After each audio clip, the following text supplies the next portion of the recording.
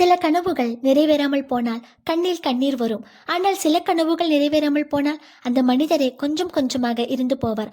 அப்படிப்பட்ட ஒரு கனவை சுமந்த பெண்ணின் கதைதான் அவளது வீடு.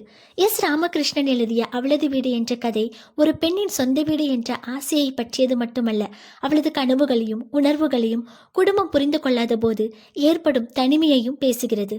அகல்யாவுக்கு வீடு என்பது சிமெண்ட் செங்கல் அல்ல, அது சுதந்திரம், அமைதி, மரியாதை, தன்னுடைய உலகம்.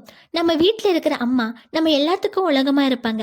ஆனால் அவங்களுக்கான உலகம் அவங்க சொந்த வீட்டுக்குள்ளேயே இல்லாமல் தான் இருக்குது. அனைவருக்கும் வணக்கம், இது உங்கள் ஹனி வாய்ஸ். அகல்யா சிறு வயதிலிருந்தே ஒரு பெரிய அழகான வீட்டில் வாழ வேண்டும் என்று கனவு காண்கிறாள். அவளது தந்தை அரசு ஊழியர் என்பதால் இடம் மாறி மாறி பழைய அரசு குடியிருப்புகளில் வசிக்க வேண்டியிருந்தது. மழை பெய்தால் தண்ணீர் ஒழுகும், தவளைகள் வரும், சில சமயம் பாம்புகள் கூட வீட்டிற்குள் வரும். அந்த அனுபவங்கள் அவளுக்கு ஒரு சொந்த வீடு வேண்டும் என்ற ஆசையை ஆழமாக விதைக்கின்றன. அவள் படிக்கும்போது அவளது ஹாஸ்டல் மலை அடிவாரத்தில் இருந்தது. அவள் மனதில் நினைப்பாள், வேலை கிடைத்ததும் மலை அடிவாரத்தில் ஒரு பெரிய வீடு கட்ட வேண்டும் என்று. திருமணத்திற்கு முன் அவள் 2 முடிவுகளை எடுக்கிறாள். ஒன்று, கணவர் அரசாங்க வேலை பார்க்கக்கூடாது, டிரான்ஸ்ஃபர் எல்லாம் வந்துட்டே இருக்கும், சொந்தமாக ஒரு வீட்டில் இருக்க முடியாது, சொந்த ஊரில் சொந்தமாக பிஸ்னஸ் பண்ணுற ஒருத்தரை திருமணம் செய்ய வேண்டும் என்பது அகல்யாவோட ஒரு ஆசை. இன்னொரு ஆசை, தானும் வேலை செய்து சம்பாதிக்க வேண்டும் என்பது. ஏனென்றால் அவள் அம்மா அப்பாவை சார்ந்தே இருந்ததை பார்த்து அவளுக்குள் இந்த எண்ணம் வந்தது. அகல்யாவின் ஆசையின்படியே அவளுக்கு திருமணமானது. அவளது கணவர் ஒரு தவணை முறையில் பொருட்களை விற்பனை செய்யக்கூடிய ஒரு கடையை வச்சிருக்காரு.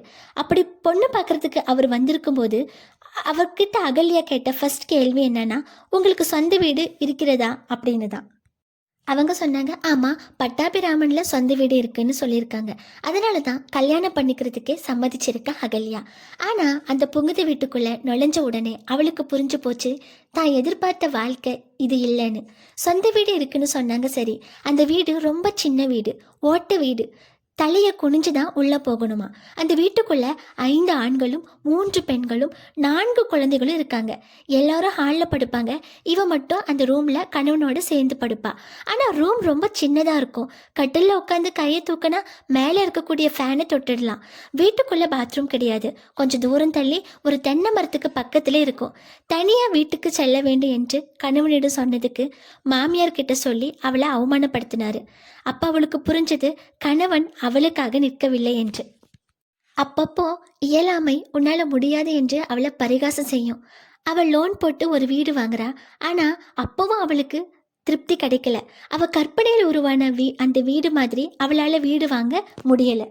இதன் பிறகு அகல்யாவுக்கு ஒரு விசித்திரமான பழக்கம் உருவானது. செய்தித்தாளில் வரும் வீடு வாடகைக்கு என்ற விளம்பரங்களை பார்த்து வீடுகளை போய் பார்ப்பாள்.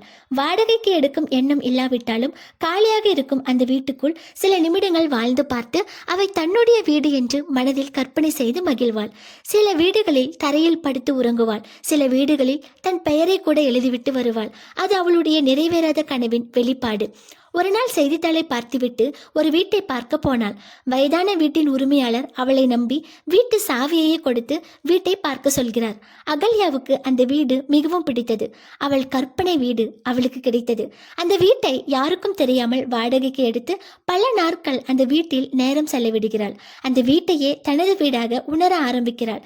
தனது மகளையும் அழைத்து வந்து இது என் வீடு என்று பெருமையாக சொல்கிறாள். ஆனால் உண்மை வெளிவருகிறது. அந்த குழந்தை வீட்டை பார்த்து பிறகு அவர் அப்பாவிடம் சொல்லிவிட்டது.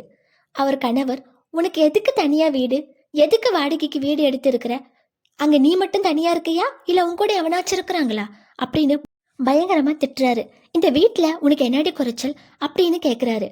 அதுக்கு அகல்யா கண்ணீருடன், எனக்குன்னு ஒரு வீடு வேணும், அது என்னால் கட்ட முடியல, இது உங்கள் வீடு, இந்த வீட்டில் நான் ஒரு சமையல்காரி, நான் ஒரு வேலைக்காரி அப்படின்னு சொன்ன உடனே கன்னத்தில் ஒரு அறை விழுது அகல்யாவுக்கு. அதுக்கு மேலே அவளால் எதுவுமே பேசக்கூட முடியல. சுருண்டு விழுந்து விசும்ப ஆரம்பிக்கிறா. அந்த அழுகையோடு சொல்கிறா, எனக்கு பிடிச்ச மாதிரி ஒரு வீடு அமைச்சுக்கணும்னு நினச்சேன், அது தப்பா, எனக்கு 44 வயசு ஆகிருச்சு, எனக்குன்னு நான் எதையுமே ஆசைப்படக்கூடாதா அப்படின்னு கண்ணீரோடு கேட்குறா அகல்யா. நீ எப்போ புக் படிக்க ஆரம்பிச்சியோ அப்போ இருந்து உன் புத்தி இப்படியெல்லாம் போக ஆரம்பிச்சிருச்சுன்னு திட்டினாரு அவளுடைய கணவன். எப்போ அந்த வீட்டை காலி பண்ணிட்டு இந்த வீட்டில் மட்டும் இருக்க ஆரம்பிக்கிறியோ அப்போதான் உனக்கு இந்த வீட்டில் இடம்னு சொல்லிட்டாரு. வேறு வழியின்றி அவள் அந்த வீட்டை காலி செய்கிறாள். அகல்யாவின் கணவன் அவளை உனக்கு மனநலம் பாதித்து விட்டதா என்று திட்டி வீட்டின் உரிமையாளரிடம் சண்டையிட்டு முன்பணத்தை வாங்கி வருகிறார். வீட்டில் உள்ளவர்கள் அவளது மனவேதனை புரிந்து கொள்ளவில்லை. அகல்யா ஸ்கூட்டியையும் அவர் வித்துடுறாரு. இந்த ஸ்கூட்டி இருக்கிறதுனால தானே நீ அங்க எங்க போறேன்னு சொல்லி அதையும் வித்துடுறாரு. 10 நாட்கள் வீட்டுக்குள்ளேயே அழுது கொண்டே முடங்கி போறா அகல்யா. ஒரு நாள் அலுவலகம் முடிஞ்சதும் அவ ஆட்டோ பிடிச்சி வாடகைக்கு எடுத்திருந்த அந்த வீட்டை போய் பார்க்கறா. அந்த வீட்டில் இப்போ யாரோ குடி வந்துட்டாங்க. அந்த வீட்டை கடந்து வரும் பொழுது அகல்யா ஒரு சந்தன மனம் கமலக்கூடிய ஊதுபத்தி அந்த வீட்டில் வாங்கி வச்சிருந்தா. அந்த ஊதுபத்தியின் வாசம் வீட்டுக்குள்ளே இருந்து வருது. அவளுக்கு தொண்டை அடிக்குது, பெருமூச்சு வாங்குது. கர்ச்சிஃபால கண்களை தொடச்சுக்கிறா. நடந்து வரும் பொழுது ஏதோ சாவு வீட்டுக்கு போயிட்டு வர மாதிரியே தோணுது அகல்யாவுக்கு. அதோட இந்த கதை முடியுது. அந்த வீட்டை விட்டு வெளியே வந்த அகல்யா ஒரு வீட்டை விட்டு வரவில்லை. தன் வாழ்நாள் கனவையே இறுதி சடங்கிற்கு அனுப்பிவிட்டு திரும்பி வந்தவளை போல நடந்தாள். அவள் கண்களில் இருந்தது வெறும் கண்ணீர் அல்ல, இனி ஒருபோதும் நனவாகாத ஒரு கனவின் அமைதியான துக்கம். சில இழப்புகளுக்கு வார்த்தைகள் தேவையில்லை, மௌனமே போதும். ஒவ்வொரு மனிதருக்கும் ஒரு கனவு இருக்கும். அந்த கனவு நமக்கு சாதாரணமாக தோன்றலாம், ஆனால் அந்த கனவே அவர்களின் வாழ்க்கையின் அர்த்தமாக இருக்கலாம். அந்த கனவை மதிக்க தவறினால் ஒரு மனிதனின் மனதையே உடைத்து விடுகிறோம். அகல்யா நமக்கு விட்டு சென்ற கேள்வி ஒன்றுதான். நம் வீட்டில் வாழும் மனிதர்கள் உண்மையாகவே அந்த வீட்டை தங்களுடைய வீடாக உணர்கிறார்களா?